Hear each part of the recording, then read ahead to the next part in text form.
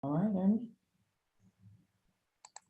Hello everyone, my name is Ernie Davis, and I'm going to teach you about roots, about Shirley Chisholm and Langston Hughes.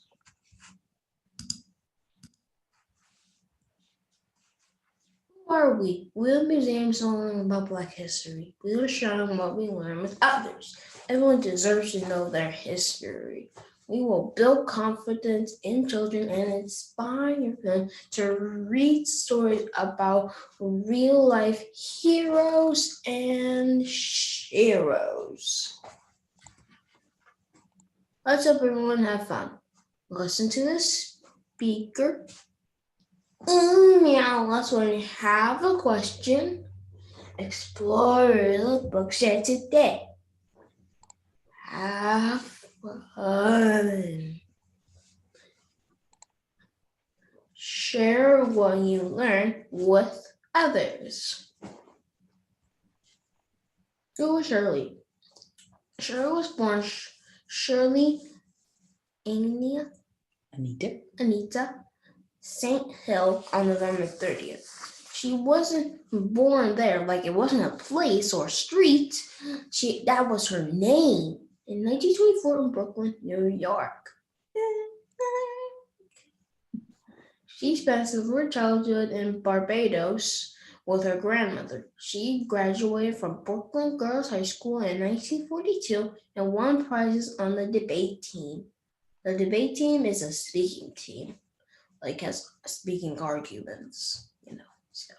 She was nicknamed Fighting Shirley.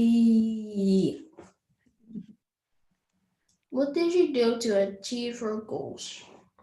After graduating from Brooklyn College in 1946, she began her career as a nursery school teacher. She also got her master's degree from Columbia University. Seeing inequality, she joined the League of Women's Voters and the NAACP. Shirley served as child care director from 1953 to 1959. Then, as an education consultant for New York Bureau of Child Welfare from 1959 to 1964. In 1968, 4 years later, she became the first African American congresswoman, beginning the first of 7 terms. A congresswoman is a woman in a Congress, and the Congress is a group of people that makes the laws. So we got this. How was she successful? She started the Democratic Party of Bed-Stuy, Brooklyn. She became one of the founding members in the Congressional Black Caucus in 1959, a champion of mandatory education and employment. She introduced more than 50 pieces of legislation and championed racial and gender equality and poor people. In 1972, Shirley became the first African American woman and the second woman to make a bid for the U.S. presidency with a major party.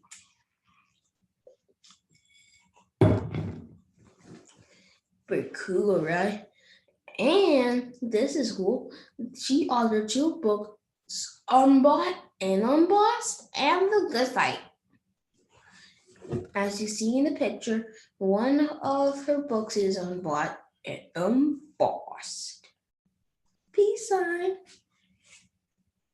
In November 2015, she was awarded the Presidential Medal of Freedom. President Obama awarded her that medal, and her great grandnephew accepted it. Mm-hmm. Let's listen to Shirley and her voice.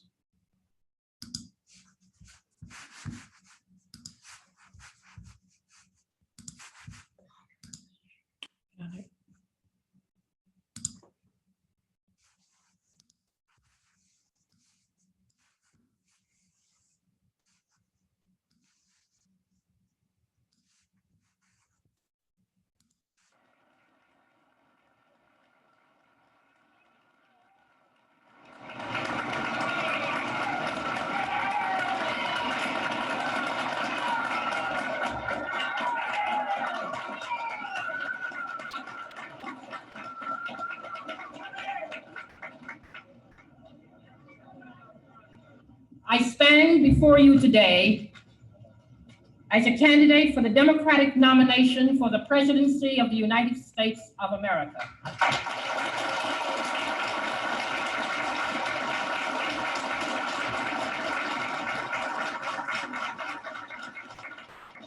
I am not the candidate of Black America, although I am Black and proud. I am not the candidate of the women's movement of this country, although I am a woman and I'm equally proud of that. I am not the candidate of any political bosses or fat cats or special interests. I stand here now without endorsement from many big name politicians or celebrities or any other kind of prop. I do not intend to offer to you the tired and glib cliches which for too long have been accepted part of our political life. I am the candidate of the people of America.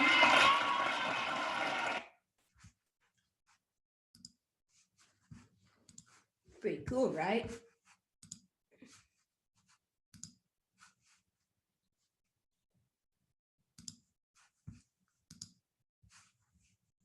Okay.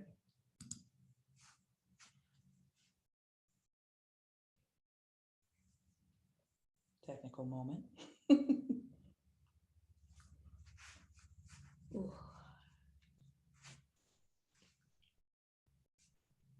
Ooh, let's move from long democracy to doing what is right and poetry.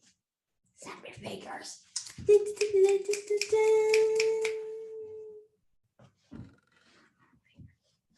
Louis Langston. Langston was born in 1902 in Joplin, Missouri. He was raised by his mother and grandmother. He and his mother spent the majority of school years in Cleveland after his grandmother died. He attended an all-white school in Philadelphia.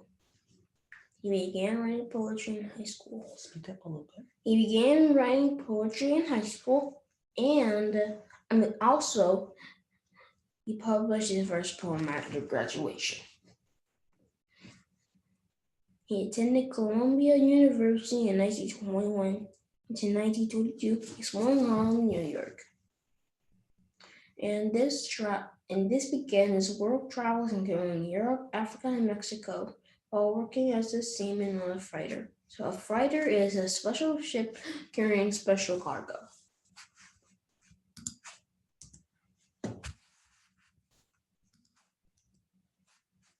How did he reach his goals? While working as a busboy in a hotel in Washington, D.C., he put 3 of his poems beside the plate of Vachel Lindsay, a writer in the dining room. Vachel published the poem the next day, citing an African-American busboy he discovered. With public attention, Hughes received a scholarship to Lincoln University, a historically Black college, HBCU, in 1926, and won the Writer Bynner Undergraduate Poetry Award the same year. A HBCU is a historically Black colleges and university are institutions of higher education in the United States that were established in the Civil Rights Act of 1964 with the intention of primarily serving the African American community. Okay. When he graduated college in 1929, he helped launch the magazine Fire! In 1935, he was awarded a Guggenheim Fellowship traveling to Spain, Cuba, and Russia. You want to talk about this restaurant? Yep, Best Boys and Bullets. We actually went to that restaurant in my speech contest with my aunt. Me, mom, and my aunt. I thought we were making history. How was Langston successful? Langston Hughes published several 14 poetry books, such as Not Without Laughter and the collected poems of Langston Hughes. He received doctorate degrees from Howard University, Western Reserve University, and Lincoln University. Sit up a little bit so I can hear you. Thank you. He used his poetry and plays to speak up about racial inequality and justice in the U.S. and internationally. Langston won several awards in literacy, such as National Institute of Arts and Letters, Innisfield Wolf Book Award. What was the award again? Springhard. Right there. Oh, Innisfield. Innisfield Wolf Book Award and Springhard Medal. His books and poetry will live forever on. Do you want to say his quote? Wait for it. When a man starts out to build a world, he starts first with himself. And his books and poetry will forever live on. A reading of Langston poem Mother to Son. And let's watch a YouTube.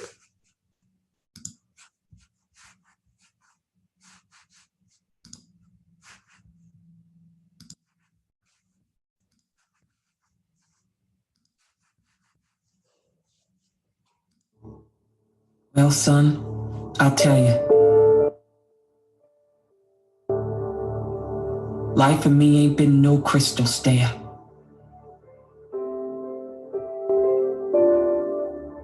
It's had tacks in it and splinters and boards torn up and places with no carpet on the floor. Bare.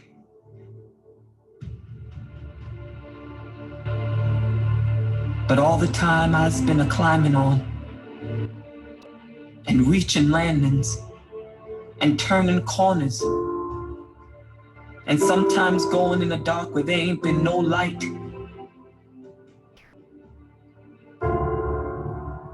So boy, don't you turn back. Don't you sit down on the steps because you find it's kind of hard. Don't you fall now.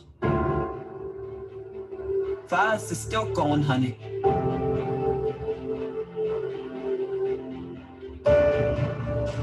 Ours is still climbing.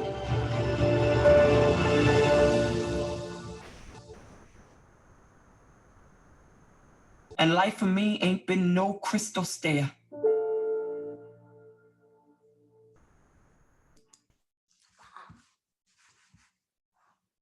And by crystal stair, she means like when you're rich, a billionaire, like it's been easy to climb up the stairs of life. Right. Do you want to show the book real quick before we go to the bonus? Yep. Shirley Chisholm is a verb. And you can check out more books from the library, such as these. That includes this on the pictures. And you want to talk about the one we found that was also at the library? Yep, a Skin Lister DVD about Langston Hughes. Yeah. Was there anything else you wanted to share from watching the DVD? Yeah. Well, it had words in it and told about when he was born, had a little music. It's a good one, right? Okay. It's time for the bonus. Do you want to share what the bonus is? The bonus! Extra video about HBCUs. That's right.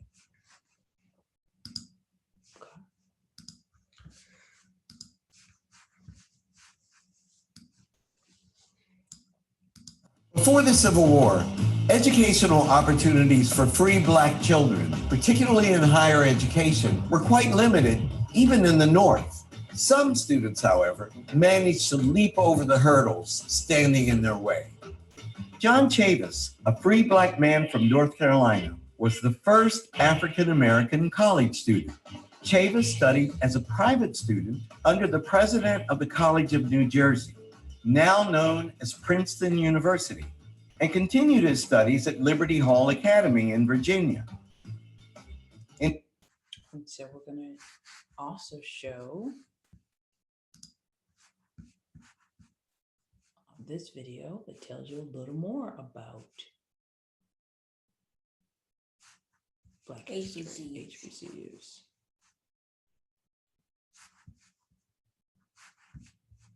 Just 1 second, it's got to restart. Sorry about that, guys.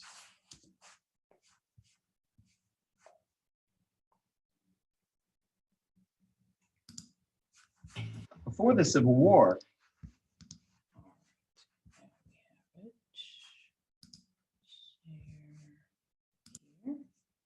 Okay. discrimination against Black students led to the founding of the first Black colleges in the North, including Wilberforce.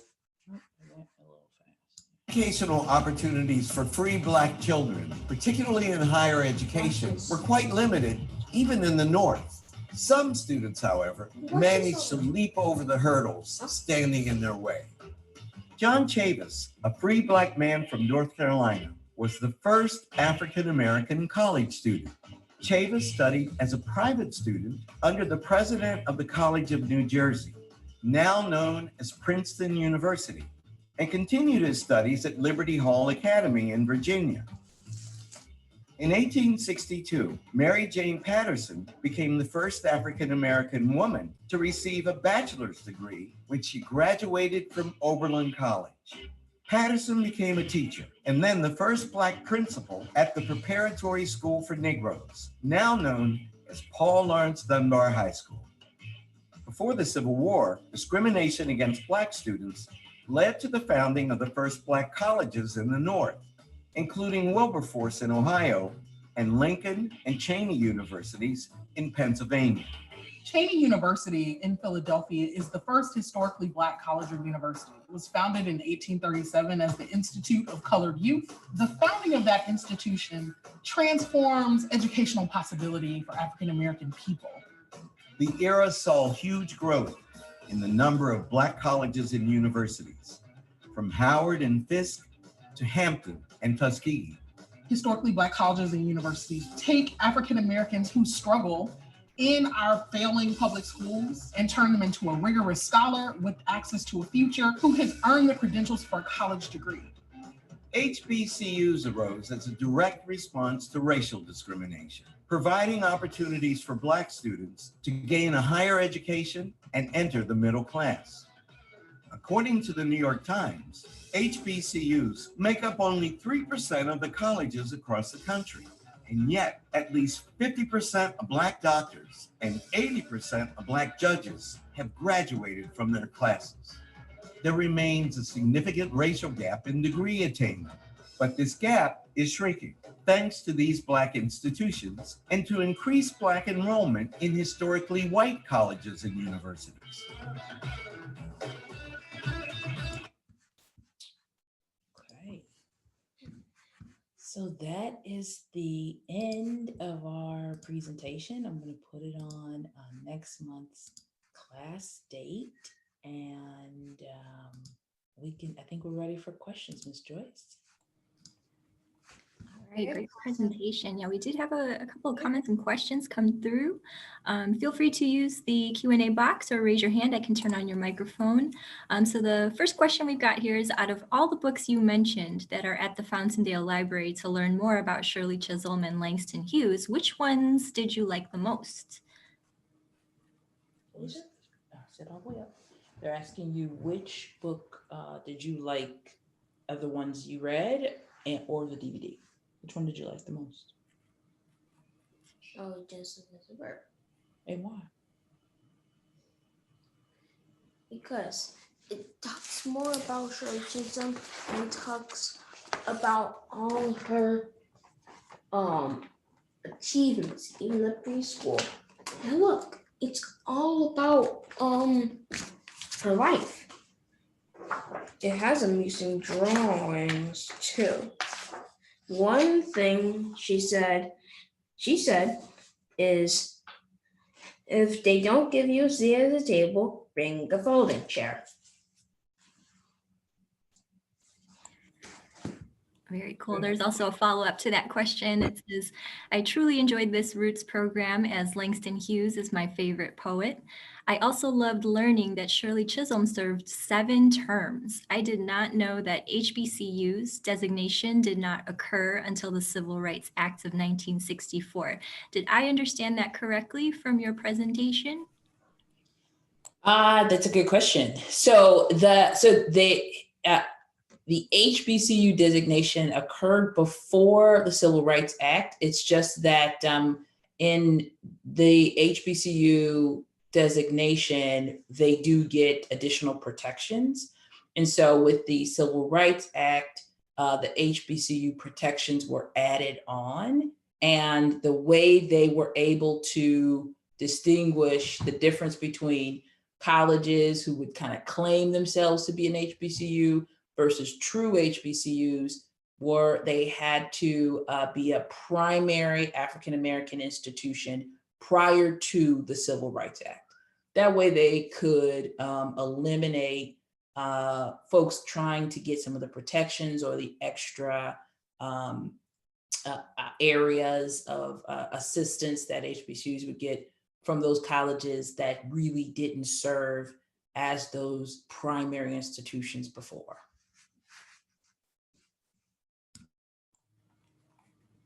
All right, thank you. Yeah, that was a great question. And then in the chat, we had some comments. I believe this was sent during while watching the videos you shared. Wow and double wow.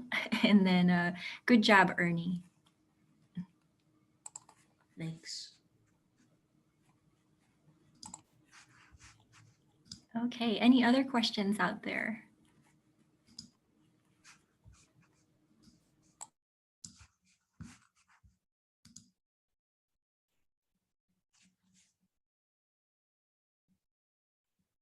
Well, we didn't, I will just plug next month.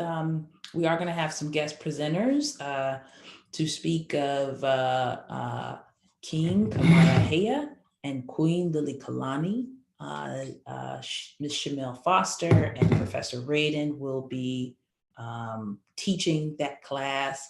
And we do encourage those that may watch the video after or have been attending live, please email us if you go to our website, thethirdinstitute.org, you can email us and request and say, hey, I'm following along. I'd love to be a future presenter. We can talk through how long that takes, what that training looks like. But we encourage the kids of the community to think about being a presenter itself. Learning about Black history is enjoyable and fun and just a great way to build your own skills. So we're really excited about our guest presenter next month. And sorry about the technical difficulties. Okay, any more questions? Let's see.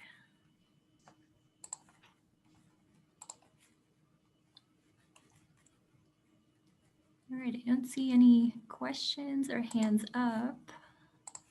I'll give one more fun fact while we're waiting. Shirley Chisholm stands still to this day as one of the most legislators that initiated the most number of pieces of legislation at 50, across 7 terms. And the majority of the 50 pieces of legislation that she initiated were in support of education, poor people, and racial equity. So she stood by what she said, unbought and unbossed. So she was a great one to study up on this month.